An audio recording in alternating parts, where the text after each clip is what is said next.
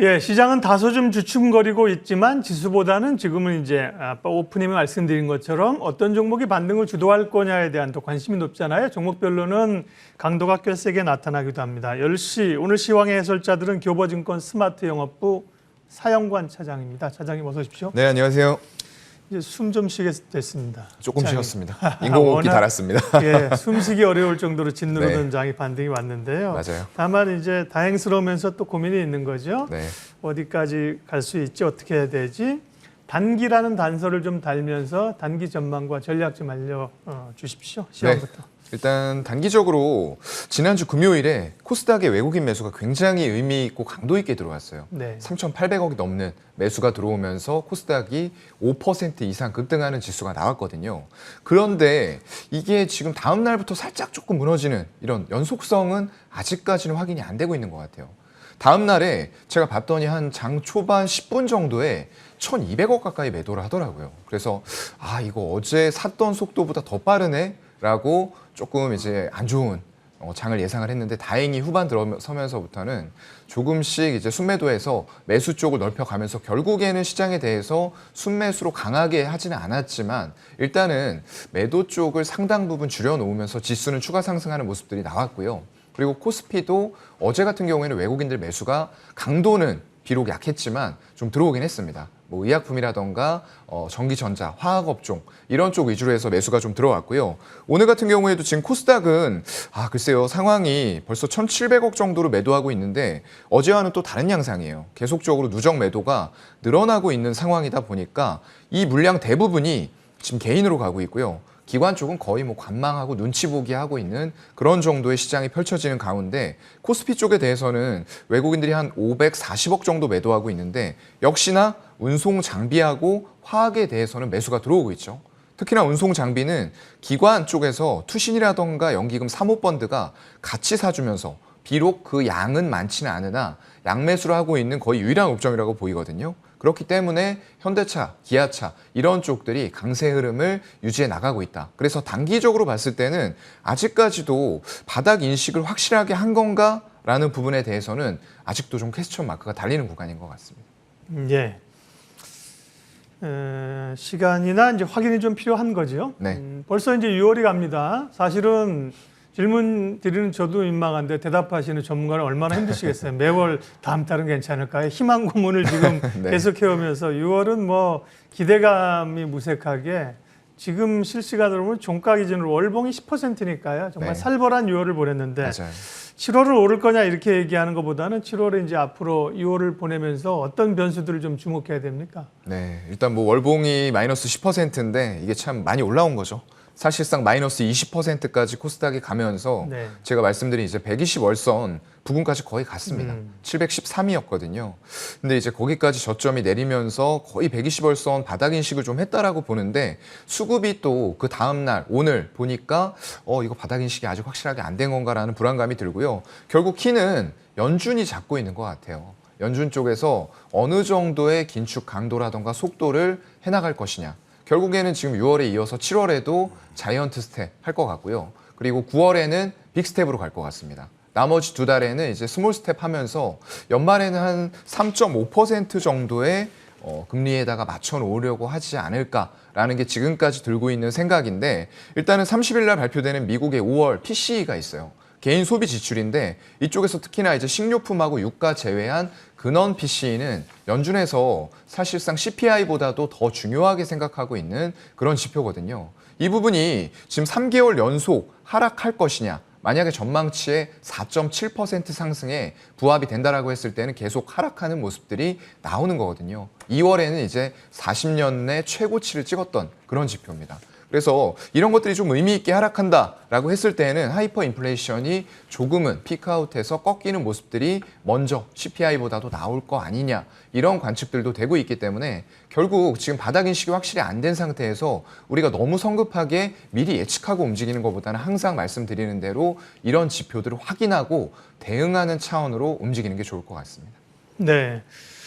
뭐 이것도 양치기 소년이지만 이제 물가 지표를 한 달 한 달 확인할 수밖에 없는 거고요. 네. 지금 잘 짚어주신 것처럼 이제 미국의 PC 물가 지수가 중요하고요.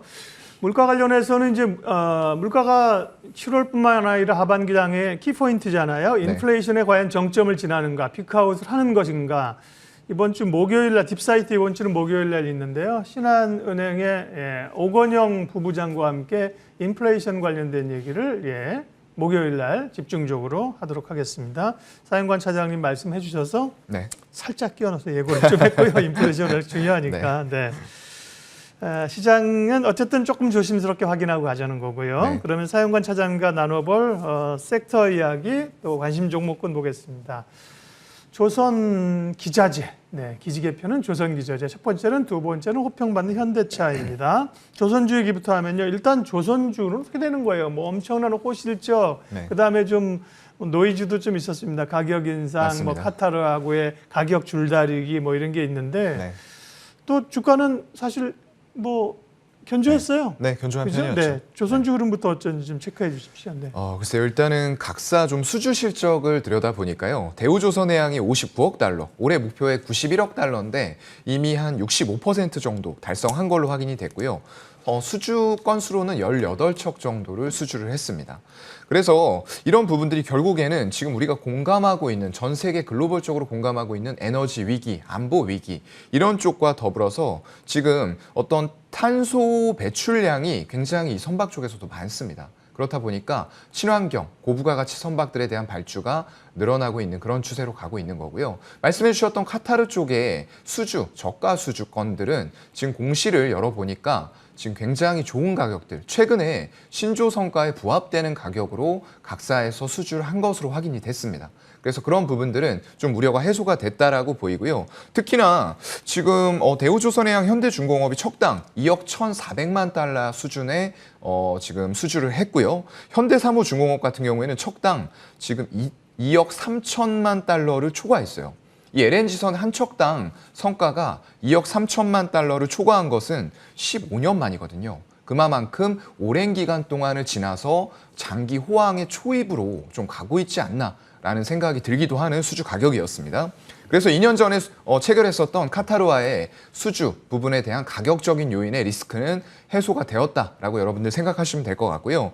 올해 지금 국내 탑5 조선사 보게 되면 목표치의 한 55% 이상을 이미 달성을 한 것으로 보입니다. 그만큼 카타르에서 지금 130척을 수주를 했었거든요. 그게 계속적으로 수주가 나가면서 채워줄 것이고요. 또 대규모 가스정 개발이라던가 페트로나스의 LNG선 수주도 이어질 것으로 보이기 때문에 거기다 또 하나가 있는 게 다수의 컨테이너선에 대한 발주 의향들이 속속 접수가 되고 있다는 소식도 같이 들려오고 있어요. 그렇기 때문에 고부가 가치선에서 굉장히 기술력, 독보적이죠, 우리나라가요. 아직 중국 쪽에 비해서는 수주 점유율이나 이런 것들은 조금씩 떨어지고 있어요. 하지만 고부가 가치 선박을 수주할 수 있는 것은 우리나라뿐이거든요. 그래서 1년간 연가로 봤을 때 조선 3사가 수주할 수 있는 LNG선이 한 60척 정도 됩니다. 그거는 꽉 채워서 계속적으로 한 2, 3년 정도는 채우지 않을까라고 저는 보고 있는 상황이고요. 네. 조선주 기본적으로 좋죠. 그러나 이제 여러 좀 생각해봐야 점이 있어서 네. 쉽진 않다. 그러니까 조선주보다는 조선 기자재로 가자. 기자재가 좀 더 가볍게 오르는 모양새고 최근에 주가도 더 탄력적이었는데 맞습니다. 오늘도 그렇고요. 근데 조선 기자재는 또 자막 내용 주신 거 보니까 다운 사이클 업황이 오히려 좋아지는 게 아니라 꺾인다고요? 그 다운사이클 쪽이 네. 지금 제가 조선 기자재 쪽에 대해서 드린 건 아니고요. 예. 이제 그런 리포트들이 조선 업황 전반에 대해서 좀 나온 것들이 최근에 있었어요. 예. 그렇다 보니까 수주는 계속 되고 있는데 수주의 고점은 지났다.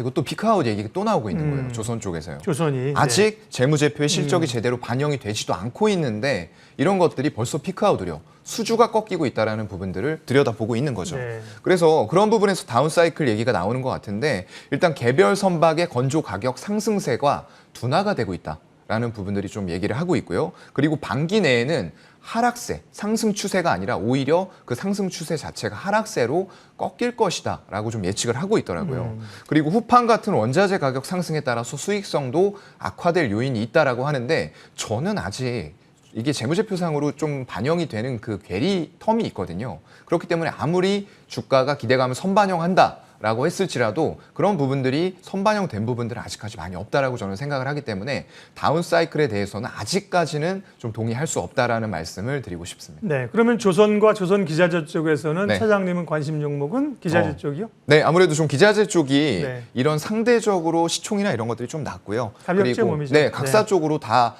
이제 공급을 할 수 있는 그런 부분들이 있기 때문에 아무래도 기자재 쪽에 조금 더 관심을 가지고 있고요. 한국카본이라는 업체입니다. 주가 흐름이 뭐 굉장히 조선업회 조선사들보다도 훨씬 견조한 주가 흐름을 보여주고 있는 그런 종목이고요. 최근 들어서는 52주 신고가, 경신에 대한 기대감들을 불러일으키는 종목이에요. 굉장히 시장은 어려운데도 불구하고 주가 자체가 견조하게 움직이고 있다라는 게 포인트가 될 것 같고요. 그래서 LNG 운반선용 본행제를 하고 있습니다. 이게 영하 162도에서 끓는 점이 있어요. 그렇기 때문에 굉장히 보관을 잘해야 되는 부분들이 있습니다. 그래서 이런 극초원 단열재 쪽에서 조금 특화가 되어 있는 업체라고 생각을 하시면 될 것 같고요. 한국카본 외에도 동종업계의 동성화인텍이라는 업체도 같은 쪽의 사업 부문을 영위를 하고 있습니다.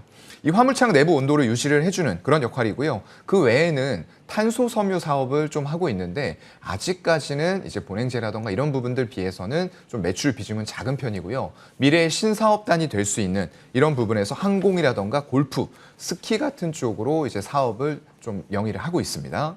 23년도에는 올해가 아니고요. 내년에 사상 최대 매출을 달성할 것으로 좀 전망이 되고 있습니다. 말씀드렸던 대로 조선 쪽은 수주 받은 것과 실질적으로 이제 제작해서 나가고 재무제표에 반영이 되는 기간에 좀 텀이 있거든요. 그런 부분들 반영했을 때 내년에 사상 최대 실적이 좀 달성이 기대감이 있고요. 13,000원의 월봉상 굉장히 두터운 매물대를 강하게 좀 돌파하려는 움직임들이 최근에 기관과 외국인들의 수급에 의해서 나타나고 있기 때문에 만약 이 지점을 강하게 돌파한다라고 했을 때는 굉장히 대시세를 내줄 수도 있는 그런 초입에 와 있다라고 생각을 합니다. 그래서 신규 매수하실 분들은 오히려 한 14,000원 매물대를 강하게 돌파하는 흐름들이 수급적으로 나온다라고 했을 때 접근하시는 것도 괜찮을 것 같고요. 1차적으로 목표가는 한 2만 원 정도로 살짝 높게 잡아봐도 괜찮을 것 같습니다. 조선 기자재 업종 가운데 한국카본 최선호주 관심주였고요. 다음 자동차입니다. 자동차는 이제 많이 떨어졌다는 거와 함께 사실은 매출은 어렵지만 2분기에도 실적으로 선방했잖아요. 1분기에도 그렇죠. 그런 점에서 반등의 주인공의 그 여건들은 가지고 있는데 맞습니다. 다만 일론 머스크의 발언이나 외신의 긍정적 뉴스 이건 뭐 네. 뉴스라는 건 사실 팩트가 아니라 약간 분위기여서요. 이게 네. 덜렁 사도 되나? 조심스러워요. 해석 네. 좀 해주세요. 최근의 경향들은. 글쎄요. 아무래도 이런 긍정적인 뉴스들이 네. 주가에 조금 자극을 했다고는 보여집니다. 네. 그런데 이제 어떤 미국 내에서 실질적으로 점유율 2위를 차지를 했어요. 물론 테슬라가 워낙에 독보적입니다. 뭐 50% 이상의 전기차 시장을 점유하고 있기 때문에 2위와는 격차가 크지만 그렇다고 하더라도 지금 GM이라던가 포드 같은 쪽들 전통적인 내연기관 공룡들 사이에서도 이렇게 두각을 나타내고 있다라는 부분들은 분명히 우리가 좀 짚고 넘어가야 될 부분일 것 같아요. 특히나 이제 제네시스라던가 고가의 SUV 차량 이런 것들이 많이 팔리면서 실적을 좀 견인해 줄 것으로 기대가 되고 있고요. 특히나 또 디자인 면에서 굉장히 현대차 그룹이 호평을 좀 받고 있는 것 같아요.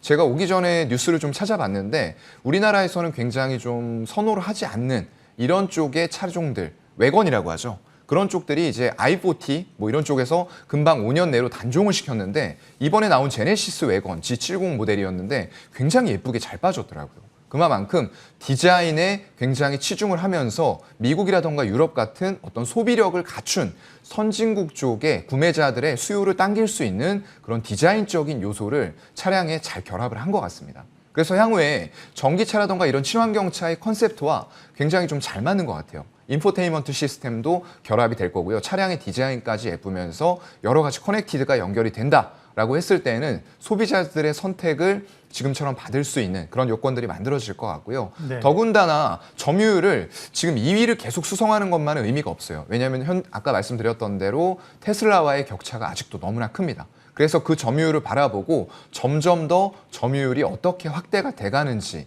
이런 부분들이 더 중요할 거라고 보고 있는 거고요. 일단 현대차는 2분기에는 글로벌 판매량이 전년 대비해서 아주 소폭 감소할 것에 좀 그칠 것으로 전망이 되고 있는 상태고요. 워낙에 환율 효과가 조금 세게 작용을 하고 있어요. 얼마 전까지 1,300원을 넘나들던 환율들 이런 것들이 아직까지는 완벽하게 안정이 됐다라고 보기가 좀 힘든 상태일 것 같고요. 다만 변수는 반도체, 차량용 반도체 수급이 얼마나 원활하게 돼서 남아도는 캐파들에서 생산을 제대로 해서 판매 대수에다가 어떤 단가의 인상 부분까지도 반영이 되면서 실적을 호전시킬 수 있느냐라는 부분들이거든요. 예. 그런데 제가 실질적으로 차량 몇 개에 대해서 계약을 좀 넣어봤습니다. 그런데 실질적으로 거기에서 순번을 보내주거든요, 영업맨이. 근데 그렇게 빠르게 되지 않고 있어요. 주에 한 2대, 3대 정도 풀리는 수준인데 여전히 순번은 700대, 600대씩 한 모델이 몰려 있거든요. 그래서 아직까지 제가 체감적으로 봤을 때에는 예. 반도체 수급은 기아차에서 컨퍼런스 콜 했던 것만큼 원활하게 되지는 않고 있다라는 생각을 좀 해봅니다. 홈쇼핑도 아니고 개인 쇼핑도 아니고 네, 네. 이 반도체 수급이 좋은지를 알아보기 위해서 네. 자동차 이 매수 주문을 넣어보는 네. 와 우리 10만 원이면 되거든요. 증권맨이 어디 있어요? 네. 네. 대단합니다. 사양관 네. 차장님. 그런데 저희는 이제 뉴스로 먹고 사는 직업이기 때문에 갑자기 현대차가 좋다 미국에서 야 니네 한국차 그렇게 좋은 거 모르고 있었어? 타이거 우즈가 타도 뒤집혀도 살고 최근에 얼마나 좋은데 정말 그런가 머리 긁적긁적? 안 넘어갑니다. 네. 그래가지고 덜렁 좋은 뉴스 좋대. 사면 물리는 거예요 사실은. 맞아요. 네. 네. 그 뉴스보다는 그러니까 아까 말씀하신 것처럼 매출이 아니라 이제 손익단을 어떻게 얼마나 커버하느냐 이런 네. 것들을 잘 보면서 차분히 대응해야 되는데요. 시간이 마무리해야 됩니다. 자동차 오늘 얘기했는데 자동차 가운데 그러면 역시 네. 완성차 혹은 부품주 탑픽 얘기해 주세요. 네, 물론 완성차의 주가 흐름이 굉장히 좋은데요. 이와 관련돼서 좀 벤더 업체들도 저는 봐야 된다고 생각을 합니다. 특히나 이제 화신 같은 업체인데요.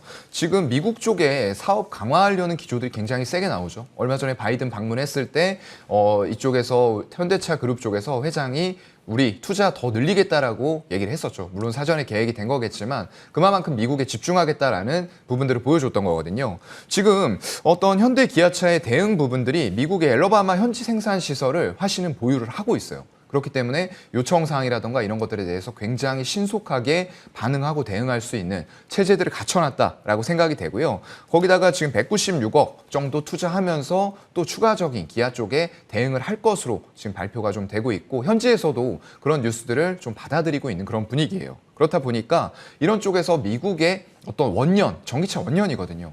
이런 것들이 굉장히 좀 크게 효과를 받을 수 있는 쪽으로 접어들고 있는 것 같고요. 특히나 또 배터리단에서 케이스 수주를 위한 완성차 협력 관계를 굉장히 밀접하게 이어나가면서 마찬가지로 기아 쪽과 이런 최초의 수주를 달성을 했습니다. 네. 이런 것들이 단기간에 그칠 것이 아니고요. 미국에서 현대차 그룹이 점점 더 점유율을 넓혀가는 과정에 있어서 필수적으로 이 화신이라는 기업과 협력 관계를 강화할 수밖에 없다라고 생각합니다. 네, 가격 봐주셔야 됩니다. 짧게. 네, 매수가 한 7,700원 정도부터 현재가까지 열어놓고 분할 매수하시면 될 것 같고요. 목표가는 1차적으로 10,000원 돌파 확인하는 거 보고 추가 상향 충분히 가능하다라고 생각합니다. 네, 오늘 시황의 해설자들 교보증권 스마트 영업부 사영관 차장님 함께했습니다. 고맙습니다. 네, 고맙습니다.